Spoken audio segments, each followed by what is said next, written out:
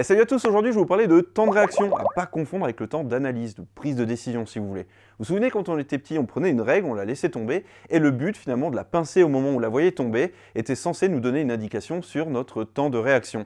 Alors aujourd'hui vous pouvez le mesurer également avec un shot timer, ici vous appuyez et vous observez, mais il y a bien évidemment une différence puisque dans un cas on est sur un stimuli audio et dans l'autre on est sur un stimuli visuel. Alors il y a une différence de temps de traitement au niveau du cerveau, même si nous on ne peut pas les mesurer avec les outils qu'on a. Alors qu'est-ce qu'on fait? Eh bien on prend un tireur, on le met en ligne, on utilise l'octopode et on lui dit de tirer le plus rapidement possible sur un laser rouge.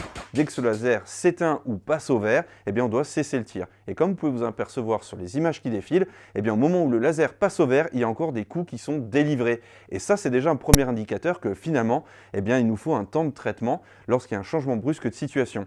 Et même au dégainer de cette façon-là, c'est-à-dire que le laser est rouge, la personne va dégainer, si le laser passe au vert, eh bien il va y avoir un certain nombre de coups qui vont être délivrés, alors que finalement, il y a eu un changement de situation. Bref, vous l'avez compris, le temps de réaction est très important, surtout lorsqu'il y a une application professionnelle. Et oui, parce que le déclenchement du feu va être de manière visuelle, et puis il peut y avoir un certain nombre de changements de situation brusques qu'il va falloir prendre en compte. Avec l'octopode, eh bien, on peut le mesurer et sensibiliser les gens, et ainsi adapter nos entraînements en fonction. Bref, j'espère que cette vidéo vous a plu, n'hésitez pas à commenter dans la section juste en dessous, et si vous aimez notre travail, n'hésitez pas à partager nos publications. Allez, ciao!